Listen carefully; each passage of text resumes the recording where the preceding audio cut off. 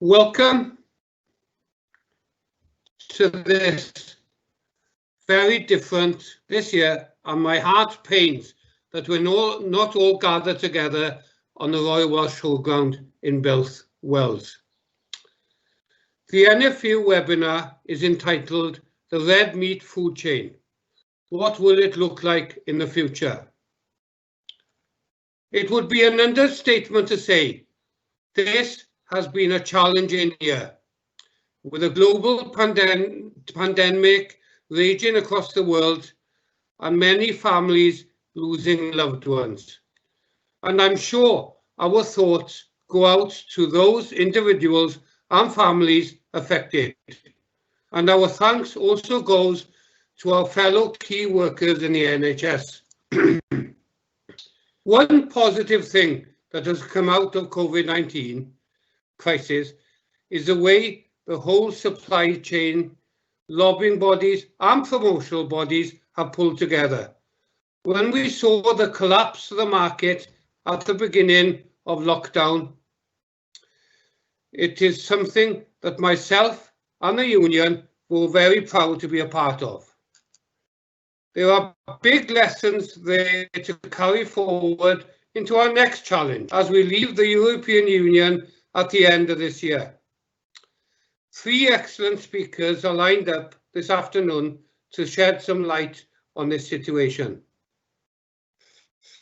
You can key in your questions via the chat device. Each speaker has a maximum of 10 minutes to deliberate.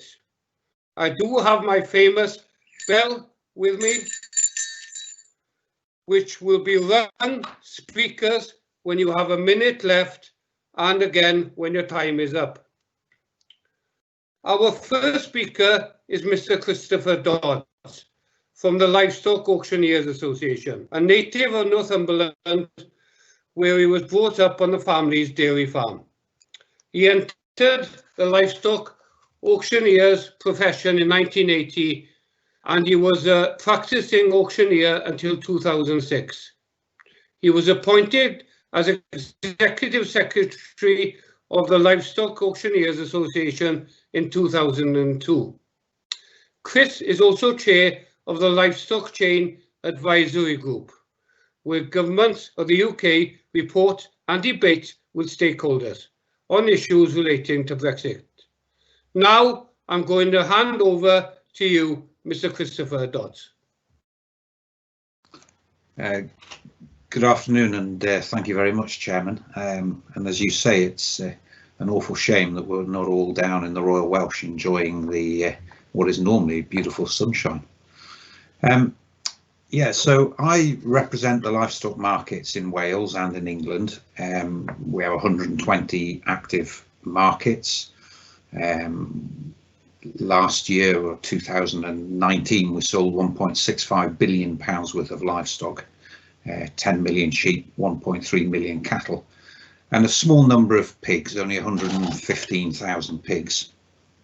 What is interesting, though, we did a survey in several venues, one of which was the Royal Welsh Show 2.5 years or 3 years ago, where we asked participants if they kept livestock, and if they said yes, the company that were doing this for us then went on to ask questions, and 93% of the farmers' questions said that they'd used a livestock market in the preceding 12 months, and a further 3% used the livestock market to conduct private sales. And I think that's quite a statement for us and the industry. Livestock markets historically have talked about, and we are known for sourcing only local produce and selling every category of stock, even those categories that are heavily discounted by some of the big retailers, and that might be down to breed, the size of the animal, the age, or actually even the number of moves it's had. Where no one's yet come up with a sensible reason as to why a number of moves actually matters. We have, however, recently been struck by COVID, and we saw some fairly dramatic changes to the way that we market stock, and we as auctioneers had to implement some fairly stringent rules as to how you could bring stock to the market, who could bring them, when you could bring them.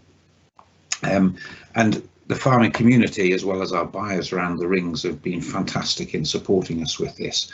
But it's important to understand that changes are happening, and changes are happening quickly.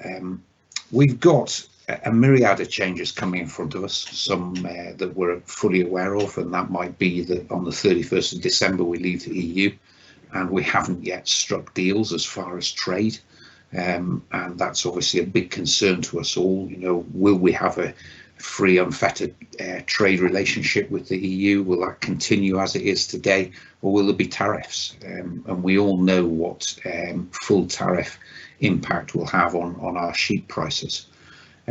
We've got the big challenge, and it's a massive challenge, of the change in farm support payments.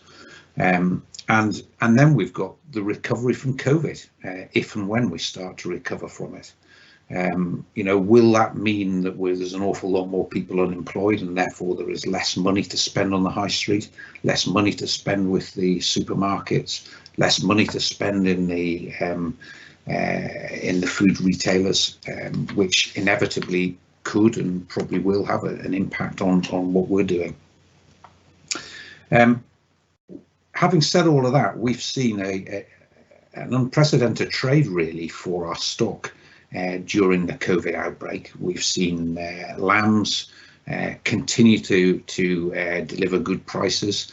In fact, we're well above the 5-year average for lamb prices, and the trade hasn't taken its seasonal dip that we'd normally see about a month or even 6 weeks ago. It's stayed relatively stable.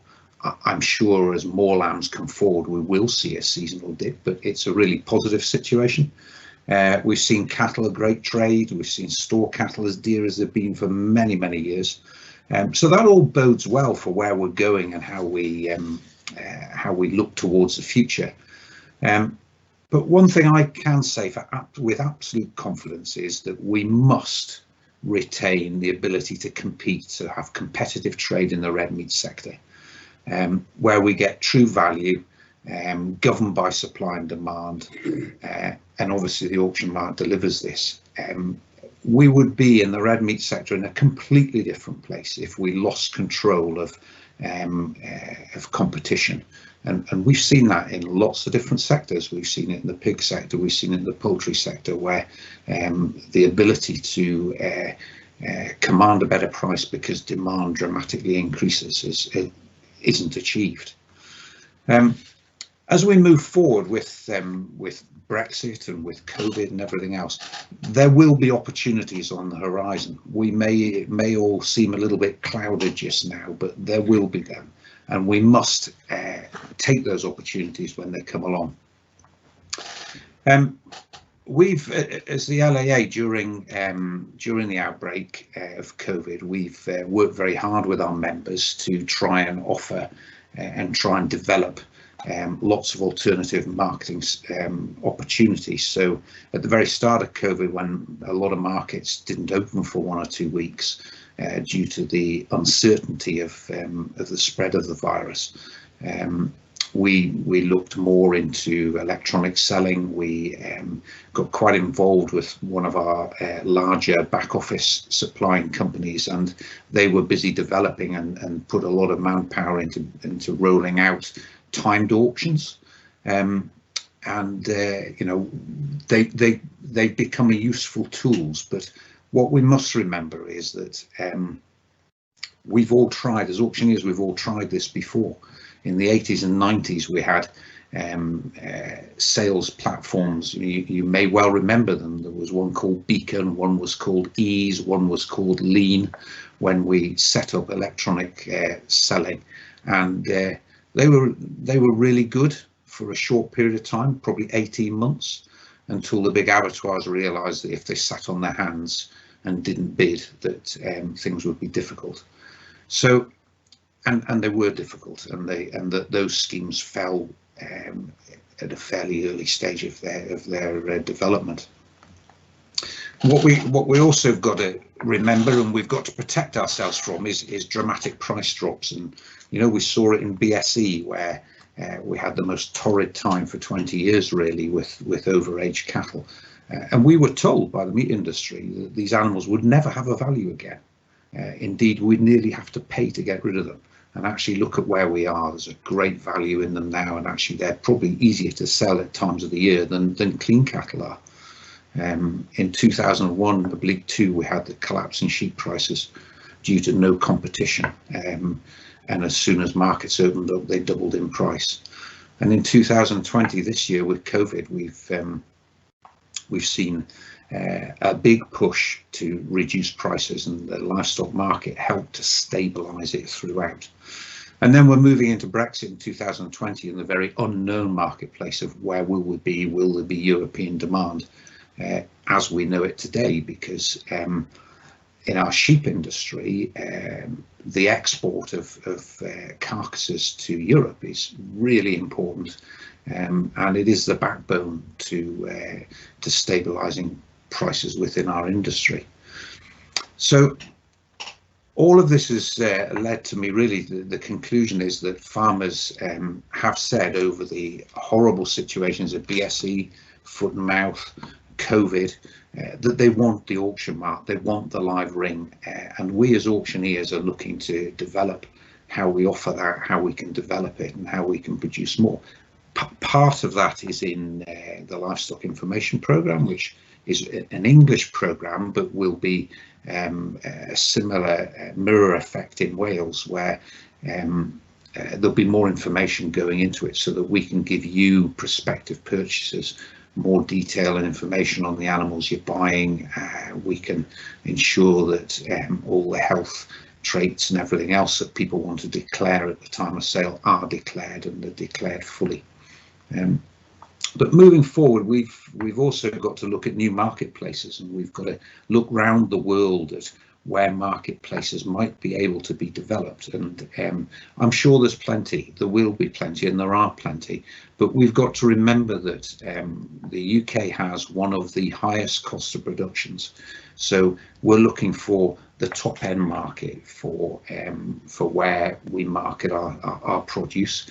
And we've got to try and get more people on board and understand everything that you as the farming community do and why our businesses are so good. Thank you, Mr. Chairman. I'll just be one more minute. We've got to develop those, and COVID's done a bit of that already, where it's shown us that the housewife really truly appreciates what we do and how we produce food. We've got to build on that, and we've got to get their support, and that's got to be rolled out through the retailers. And I actually genuinely believe that we've got to move away from the philosophy of cheap food, and we've got to treat food as a normal commodity, and it should be priced in order to allow the primary producer and everyone in the chain to make a fair, realistic value and profit margin within it, so that everyone can progress and develop their businesses.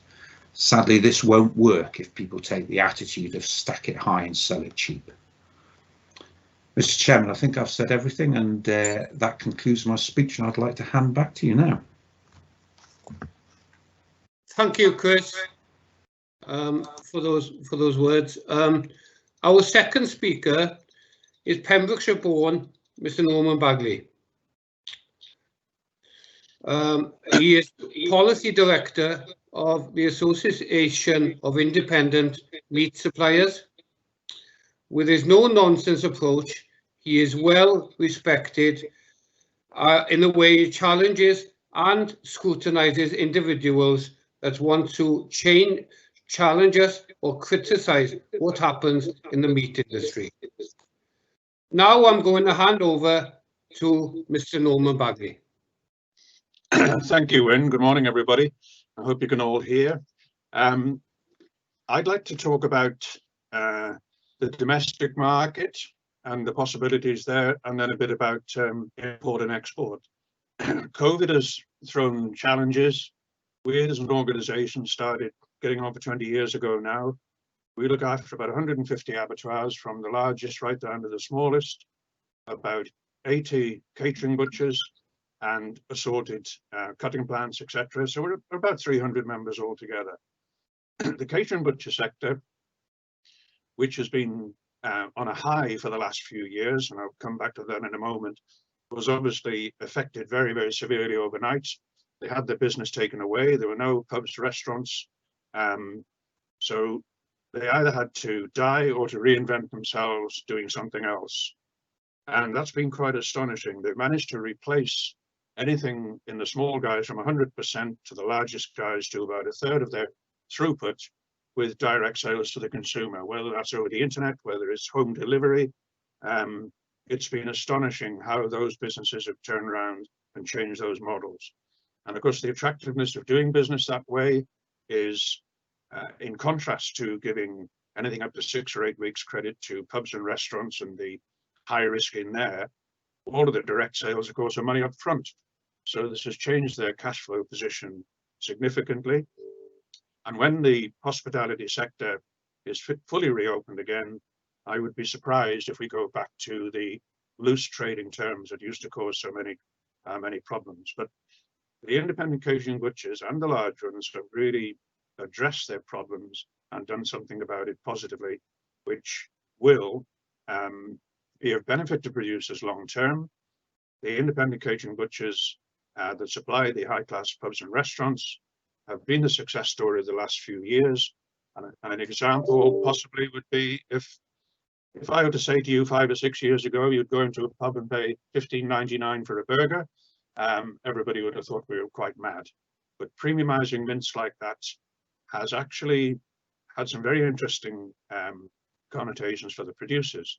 We're now starting to see quite a number of small dedicated supply chains into the catering butchers with a brand, farm to fork, and giving significant premium prices back to the producer, which I think, and going back to something Chris was talking about, the challenge of the new support system, whatever that looks like, there's going to be very little support for direct payments for production. So we're going to have to find these higher value markets internally. And I think the catering butchers, the high end, into these smart restaurants is definitely a success story that will be built on. In terms of, and I won't really talk about the supermarket angle very much indeed, because Wynne and I have talked about this before. 2/3 of a carcass now is going into mince, and it is difficult to see how long term you can premiumise that mince enough there to give producers a proper return. Now, that's not criticising supermarkets, it's just reacting to customer requirements, but we do have to think outside that box. In terms of exports, it's true to say that there are significant opportunities in the Far East, China, etc. These markets are open as we speak, but of course when we get there, there is competition from South America, but it's not always as people believe. Brazil, of course, is a monster, it's huge, but it's not a high quality supplier. Uruguay and Argentina do have a high quality offering. In the case of Uruguay, it's very small. In the case of Argentina, they've had significant domestic issues over the last decade, so there's very little available for export. But I think in terms of that, the Far East, what we've actually got to do is differentiate ourselves in terms of quality. So I think some of the work that's been done by HCC in Wales on the eating quality is exactly where we need to be. And if we're going to premiumize those products in the Far East, it really does have to have a proper brand offering and some really good proper traceability, probably DNA based, so that we can differentiate our markets over there. On the import side, we're already in the withdrawal agreement have agreed a subdivision of the TRQs, which are the tariff rate quotas, so that that's based on historical performance, so that the amount of imports coming in will remain unchanged. We will have our share just as we did before.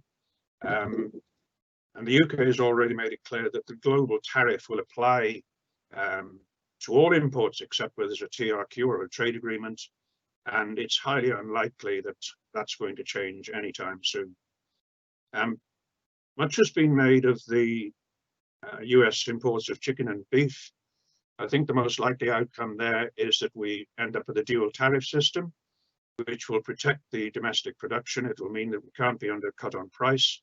I think the US are likely to agree to that because it actually means they've broken the brick wall of getting this product into Europe in one form or another.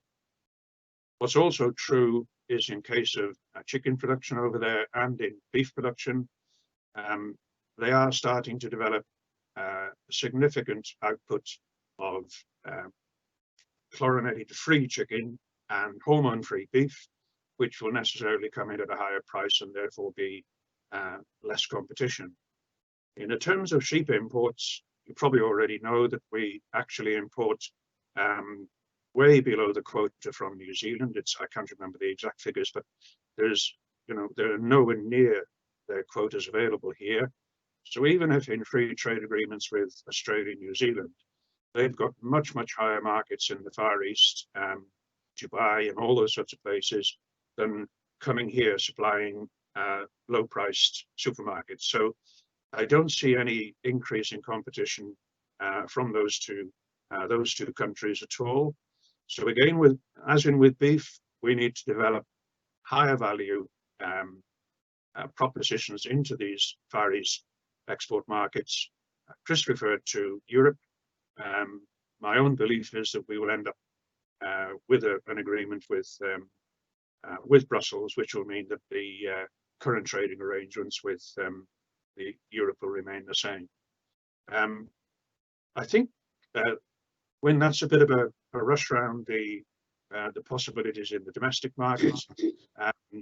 One thing we haven't talked about is I have a view with regard to what the future support system will look like. It'll be very environmental based. And one of the things that I don't think anybody's factoring in at this stage, and it needs to be thought about, is that the hoops that farmers are going to have to jump through to access these funds.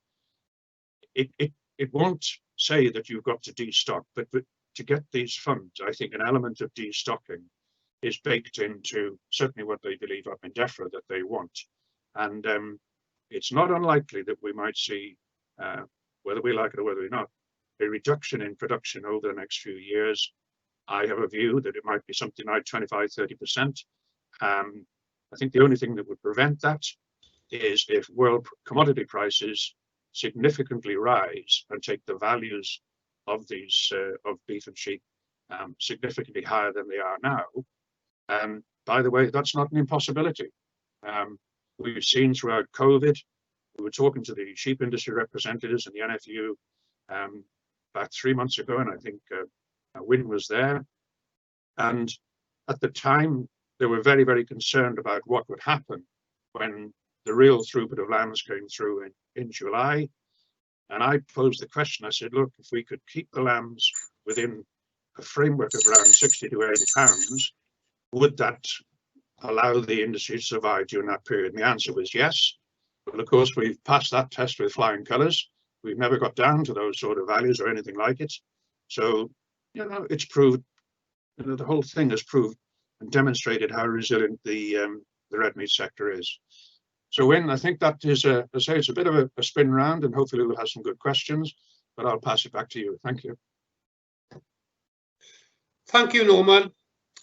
Our third speaker is Nina Pritchard, who is Head of Sustainable and Ethical Sourcing at McDonald's UK and Ireland.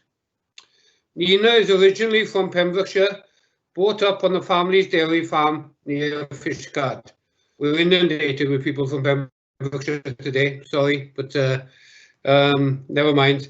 As well as working for McDonald's, Nina is currently the professional advisor for Harper Adams University. Nina also worked as Senior Research and Development Advisor for the Welsh Government. Now I'm going to hand over to you, Nina.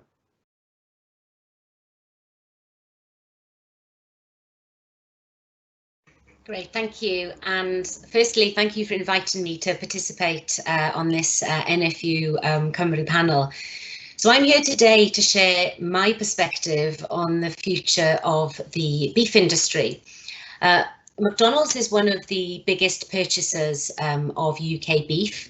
We source forequarter and flank from over 20,000 British and Irish beef farmers and really contribute to that whole carcass balance challenge that Norman was talking about earlier. And for us, you know, standards within the industry is extremely important. So we place a lot of emphasis on food quality, on safety and traceability. And really, that's a base expectation for the 4 million customers that we serve through our restaurants every day. But we also know that base expectation is not really good enough. To continue to serve our customers, their beloved Big Mac, we need to ensure that the UK beef industry is sustainable and thriving both now and in the future. And I believe that that future is positive. And I think particularly Welsh farmers can play a really leading role in developing that. However, to achieve a sustainable industry moving forward, I think we need to focus on 3 key areas. Firstly, we need to understand, react and preempt consumer behaviour. Secondly, we need to adapt and embrace sustainability. And thirdly, we need to work in a much more collaborative way across the supply chain and not only identify challenges, but work together to seek solutions. So firstly, on consumer behaviour. So we do a lot of research within McDonald's, as you can imagine, and our consumers tell us that more than ever before, food safety and quality is of utmost importance, and that has absolutely increased during the period of COVID pandemic. They also tell us that animal welfare standards are really important, and they expect us to demonstrate that the products that we buy are sourced from regions and from agricultural systems that not only protect the planet, but also protect the people that work within the supply chain. And they expect us to get this right every single time. And often our consumers will make a decision on whether they walk through our restaurant door on all of those factors before they even get to the counter and part with their hard-earned cash and choose whether they're going to buy a Big Mac or a quarter pounder.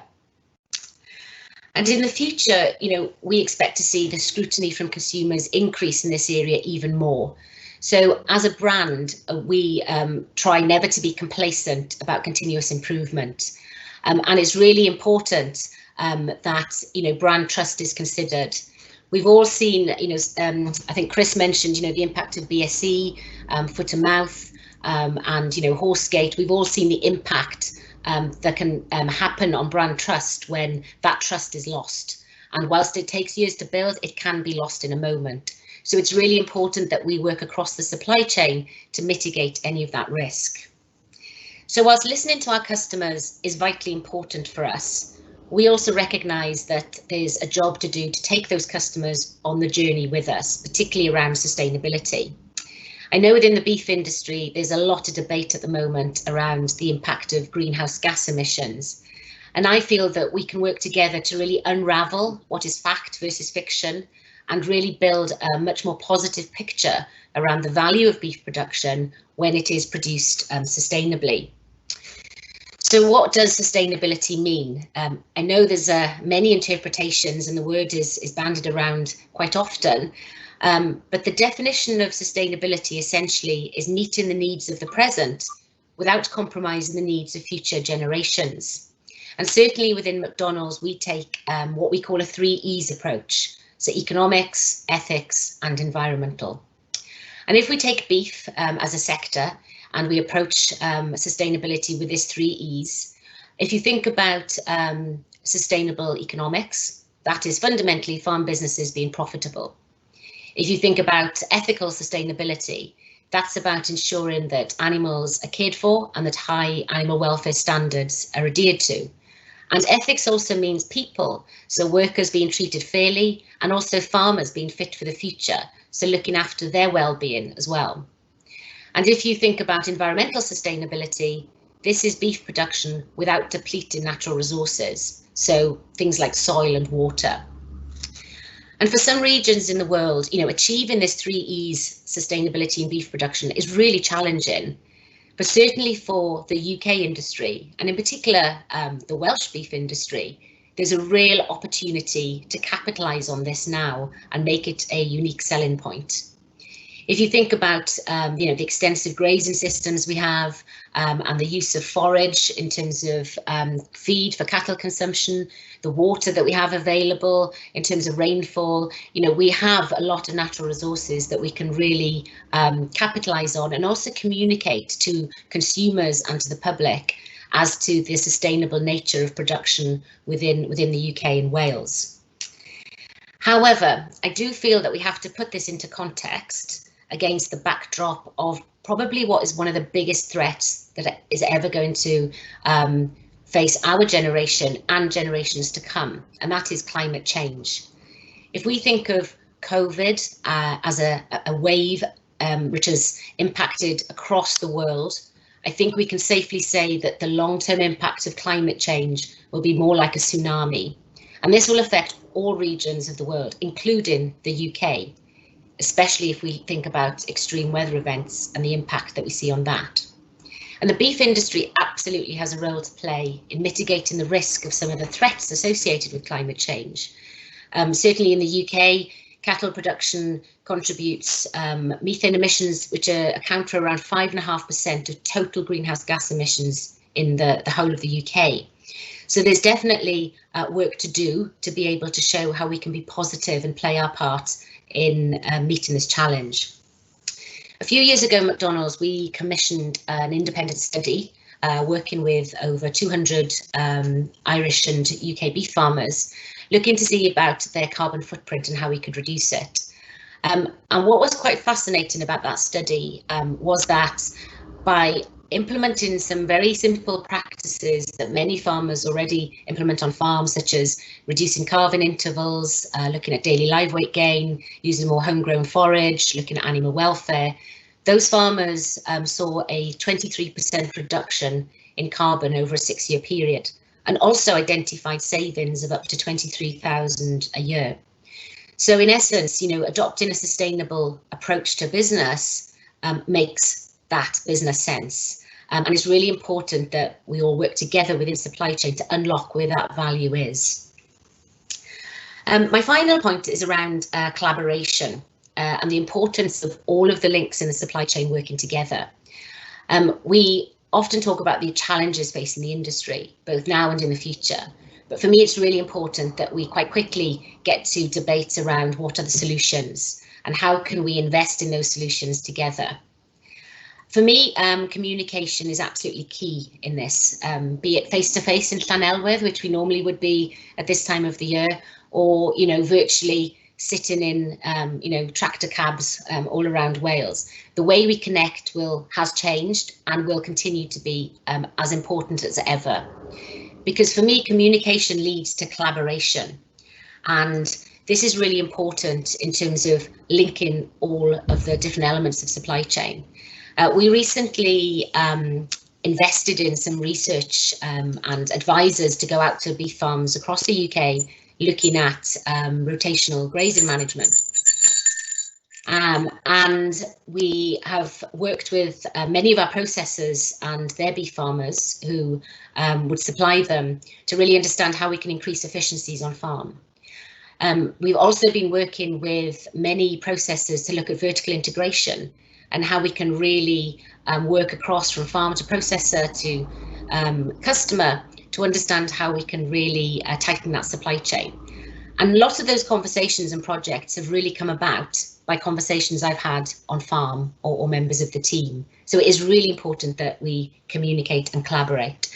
And I'd really like to emphasize the point on let's try and find solutions to some of these challenges and act now to ensure that businesses are resilient in the future. Because I think that it's within all of our interests to have a sustainable, thriving UK beef industry, and particularly Welsh beef industry.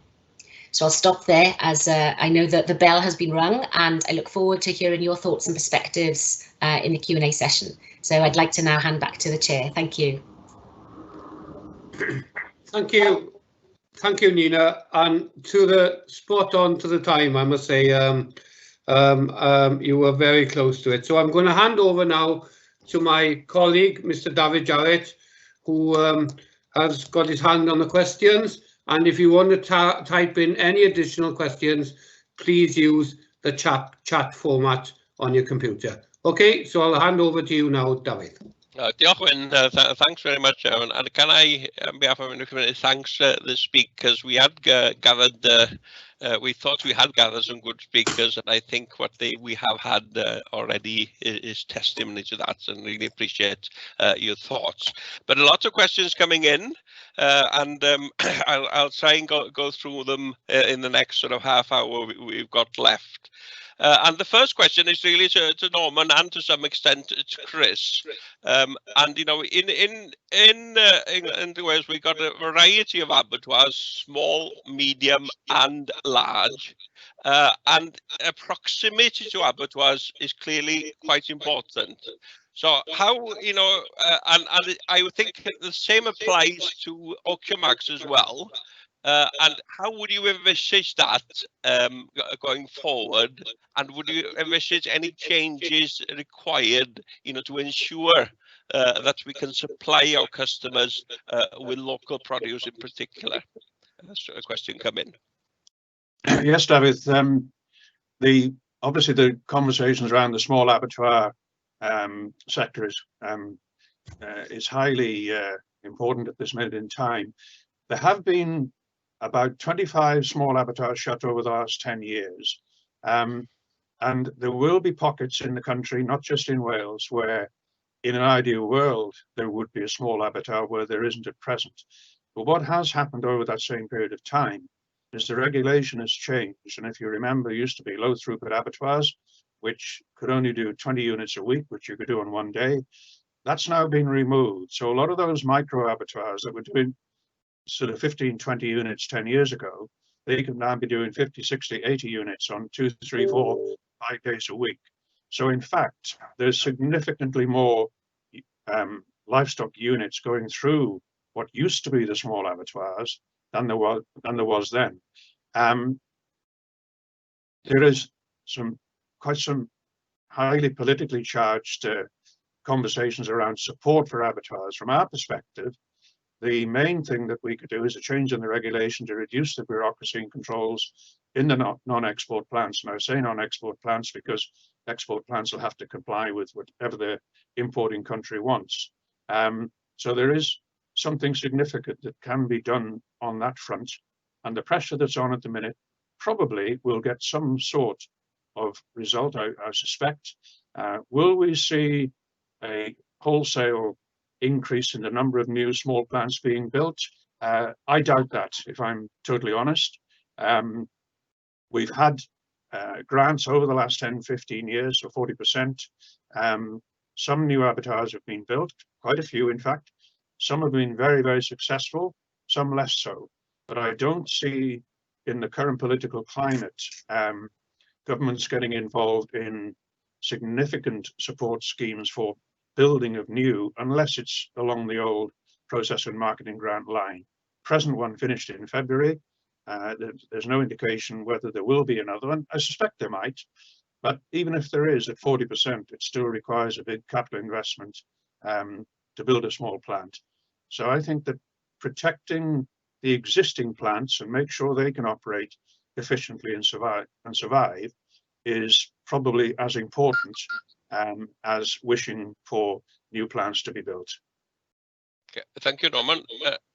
Chris, would you have any thoughts on markets and the locations and because you've got varying sizes of markets, etc. Would you see that changing in future? Thank you. It's I guess the same as it's a fairly simple answer. It's all about expenditure against cost of running and whether something's viable or not. And our markets have undoubtedly, we've seen smaller markets close and bigger markets get stronger. It's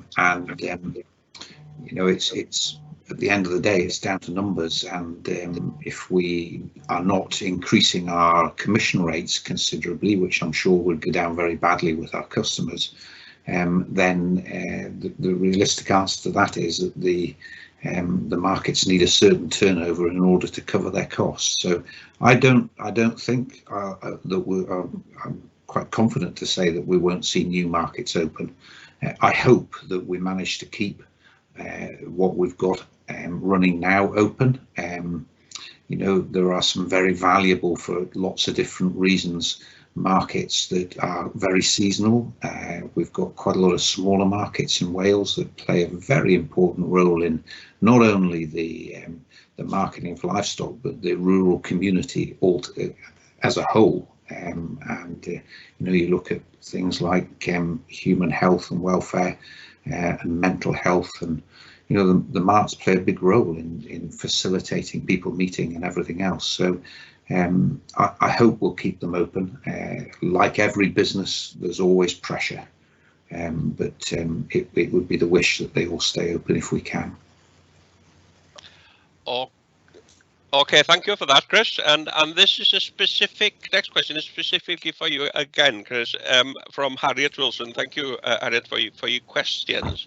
And you mentioned the online auctions and what happened previously. And obviously Harriet favors the online auctions. How can we ensure that what we've got now with online auctions is able to continue in future and not fall by the wayside as it did before?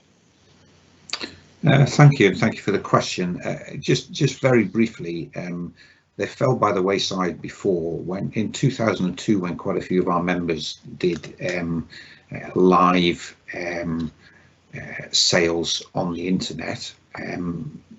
They fell by the wayside primarily because either the buyer or the seller wasn't happy at the end of it, and we smile about it, but it's a fact of life that the live ring gives the opportunity for people to see the animals, ask questions about the animals, and actually buy the ones that are best suited to their business.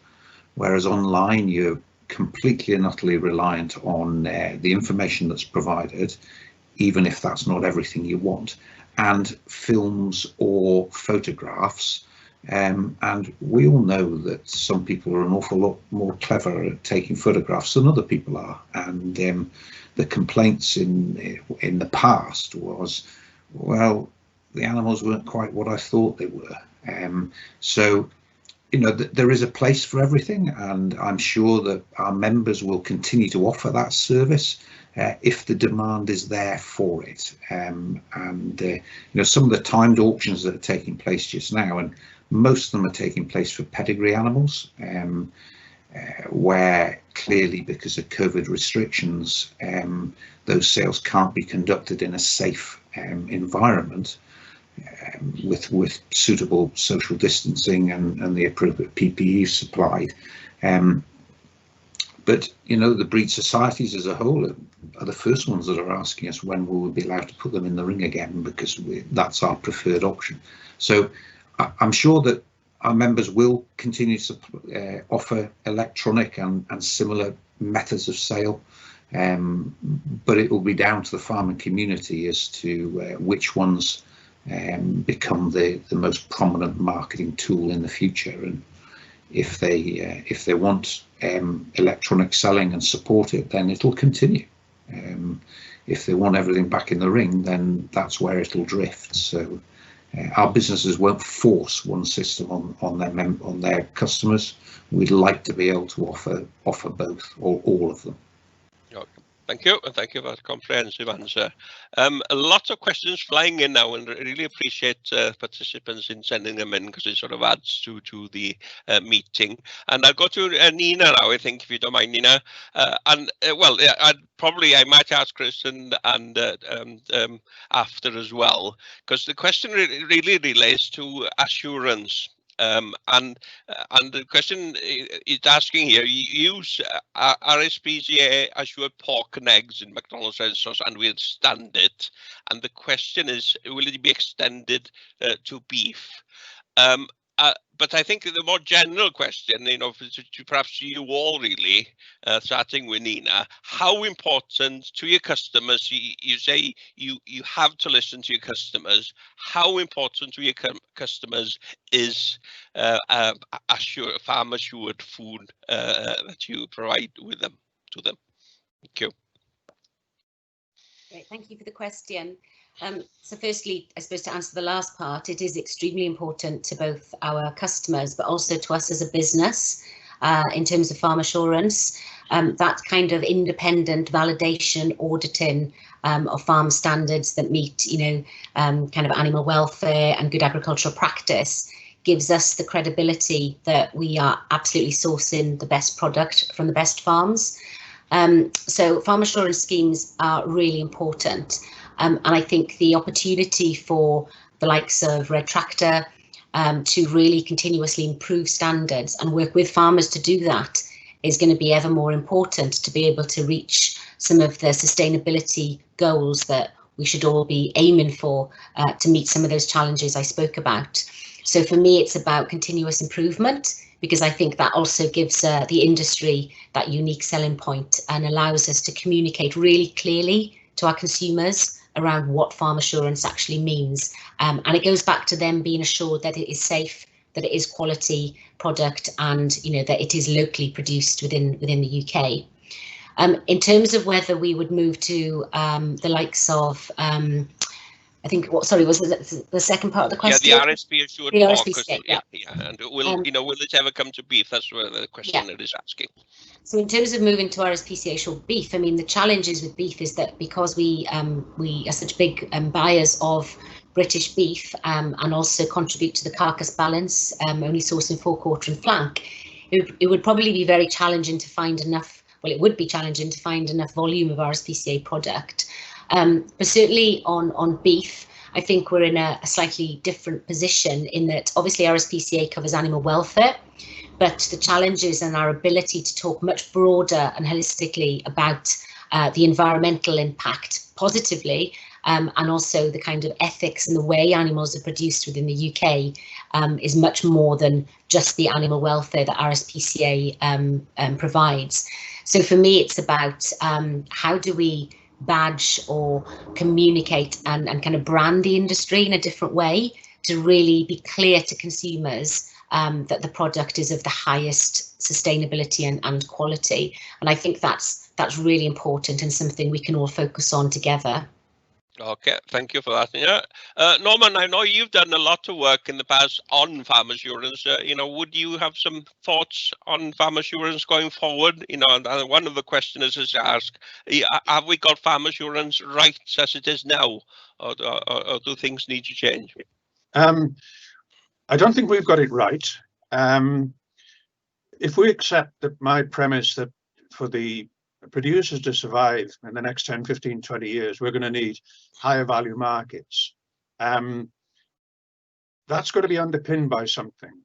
And the data has suggested that animal welfare, for instance, is very low in the priorities when you're exporting. Very few importing countries, if you have a 1 to 10, animal welfare would actually be down near 10 as in least of importance. So we have to recognize that the market is looking for different things. And I think that it was interesting that Nina mentioned the red tractor, but the red tractor, as successful as it is, has shown no signs at all of being interested in eating quality.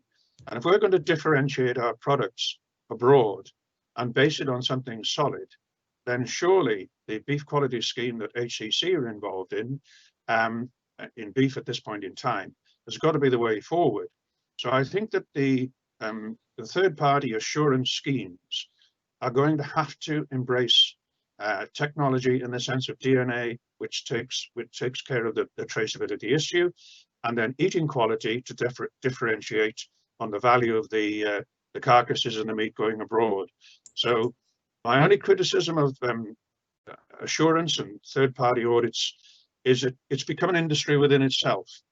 And if you compare New Zealand and their attitude to third-party assurance and audit as to here, they have nothing like the proliferation that we do. They have basically one competent authority audit, and it's ruthlessly enforced, and that's it. They don't use third-party stuff. Now, our problem from a processor's point of view, by the time you've gone through your customer base, I know members of mine that purely complying with assurance and third-party audit alone costs hundreds and hundreds of £1,000s a year. They could have 6 or 7 different third-party audit companies audit them at any one time, 2 or 3 a week. Now, that comes at a cost. That cost is passed back to the producer in the form of lower prices, and it is not efficient. So I think there's 2 things. If Red Tractor really wants to make a difference, it must get involved more in quality than just bog standard assurance. And I also believe that we need to rationalize the amount of third-party audits in processing plants down to something that is manageable. At the moment, it's out of control, and it needs reform. And from the farm assurance point of view, I think producers would be better represented if the schemes like your scheme in Wales, the scheme in England, QSM, etc., and Red Tractor really do get much further down this eating quality route. Yeah, thank you, Norman. Chris, I know your markets are part of assurance. Would you have any thoughts just to finish this question? Very quickly, David, and I would say that Red Tractor has a really important place within the industry. For me, one of the most important roles, and you talk about the different inspection bodies with Nina there. The Red Tractor's role for me should be a very important part of it. Should be that we should only have one inspection body, because otherwise then it becomes very fragmented with different people wanting different standards and wanting better or worse than someone else. So we need to work to try and get one body doing it. What's interesting for us as auctioneers is that non-assured stock is very sellable, and we see a lot of fat cattle and fat lambs, or prime cattle and prime lambs, being sold to the butcher and the retail smaller retailers. The Red Tractor isn't an essential network, because they come to the market to buy the stock. They know the farmers they're buying them from, they know the local, they know where they are, more often than not even know the feed that they're being fed on. We all know that well presented, good, healthy stock is probably one of the first signs that the farmer knows what he's doing and is doing a good job of producing a product. So, you know, I think there's a place for both, but I'm quite, you know, for me, it's important that we work, probably a bit as Norman's saying there, that we work with one spectra body that's doing the inspections, and we don't end up with a splintering effect of our industry that wouldn't be helpful to anyone. Okay, thank you, Chris. Right, questions are still coming in, and I think keeping to the farm assurance, there's a question here from Emma. Do you think that we need an assurance scheme, and this is for you, I think, Nina. Do you think it's an assurance scheme for environmental sustainability, so the consumers feel more confident that they're purchasing a sustainable product? And sort of related to that, I'm not sure who can answer this, but it's a really important question. How can we ensure, if we are importing a product, how can we ensure that the same sustainability standards apply to that product as to our own products here in the UK? So perhaps, you know, you can start, so perhaps one or two of the others can come in if they want. Thank you. Yeah, brilliant, thank you. So there are environmental standards out there, if we look at the likes of beef, etc. And I think it's important that, you know, to Norman and Chris's point, that we're perhaps not creating or duplicating effort. I do think the current farm assurance standards can incorporate more environmental elements. And if we just look across the sea to Ireland and what they do in Origin Green, I think they've done a particularly good job in terms of promoting that and promoting those credentials. And not to say that's the right approach for the UK, but I think there are ways to incorporate environment and also quality, the welfare, the ethics, and also the economics within a farm assurance scheme. So I don't think necessarily we need an add-on, but what I do think is important is that we're all aligned on the same message. So the likes of McDonald's, when we put out a TV ad, features farmers, we can bring to life the value that they bring to environmental improvements, as an example. And it may be that it's not just an additional scheme that will allow us to do that. It's actually how we communicate the narrative and the message to consumers. So I think it's got a value, but I think that it can be backed up with that holistic approach. Okay, thank you. Norman or Chris, any thoughts on that in particular?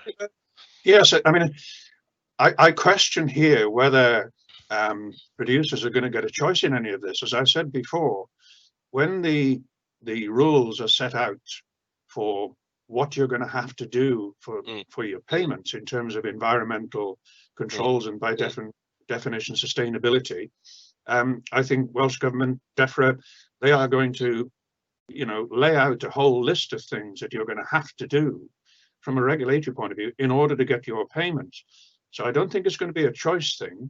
I think the challenge for the unions is going to make sure that those, you know, environmental impositions, if you like, don't make it, you know, nigh on impossible to farm commercially.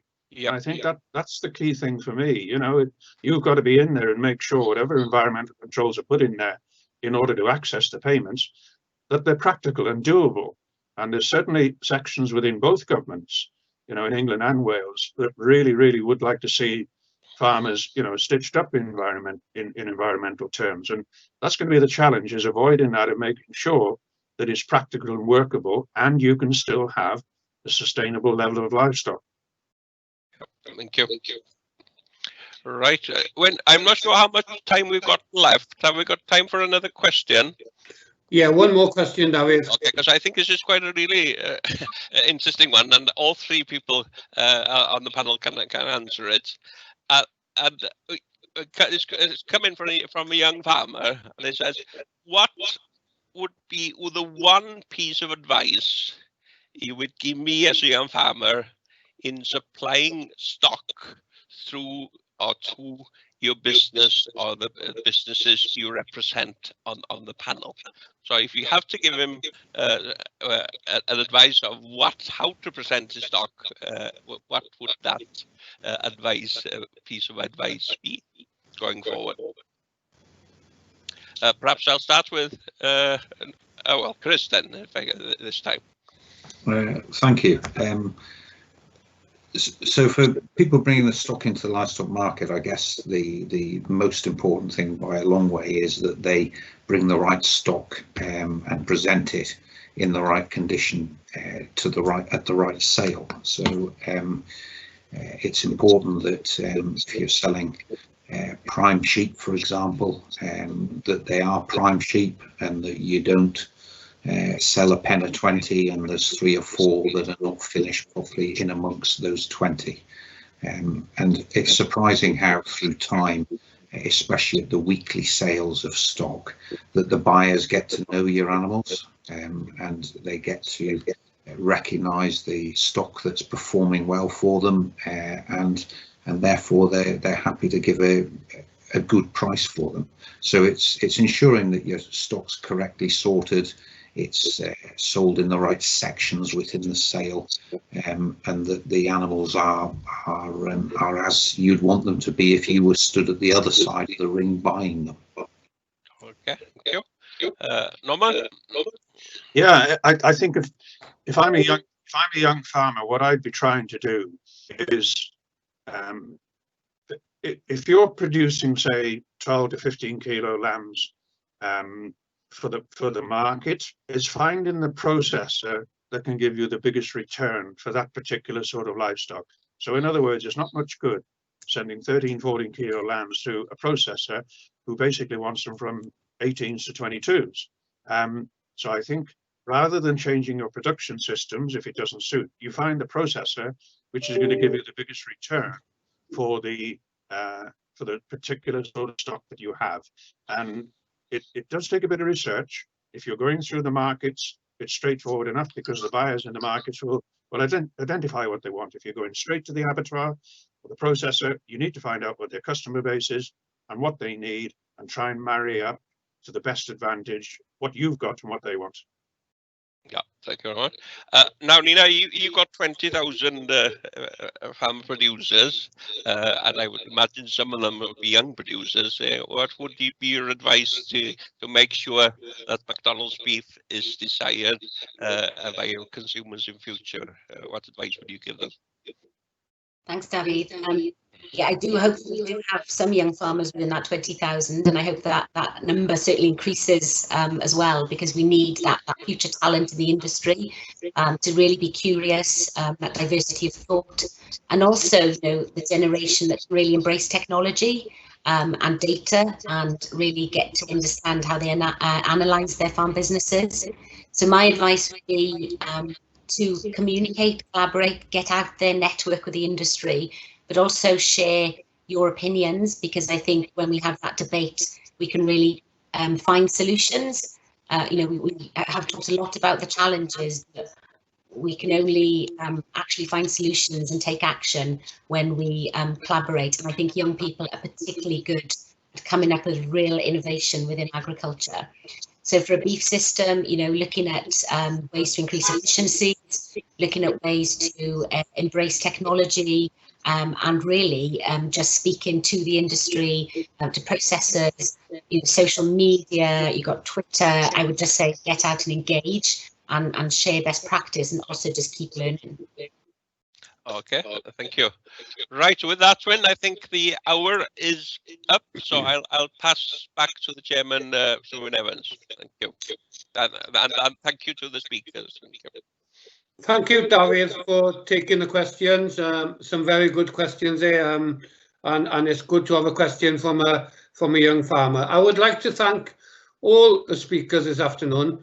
You have delivered us a wealth of information. And it's been interesting with Nina on the ethical and the sustainable sourcing within McDonald's. It's not a lot that I haven't heard much about that in various meetings we have, so it's been interesting to hear about that. Norman, I do totally and utterly agree with you on eating quality. It is something that we do need to look at more carefully, and I think AHDB needed to be taking more of this on board, but HCC are doing some fantastic work on that. And a butcher once told me that if he had to choose a grading system, it would be the Australian grading system, and that's based fully on eating quality. Chris, thank you again. I'm very passionate believer in livestock markets. We sell a lot of animals here through a livestock market, and I'm glad there is an individual like yourself so passionate about keeping no matter what size of the market, on keeping them going. So it's very important that we work together through Brexit, through the transition in whatever payment system we get in the future, for a more sustainable and productive future. I'm off to do the harvest now. It has started to rain here, so we're not happy farmers today. So diolch yn fawr iawn I bawb sydd wedi cymryd rhan prynawn yma, a diolch I chi gyd am eich cwestiynau. So thank you very much everybody that's taken part this afternoon, and happy harvesting. Okay, bye.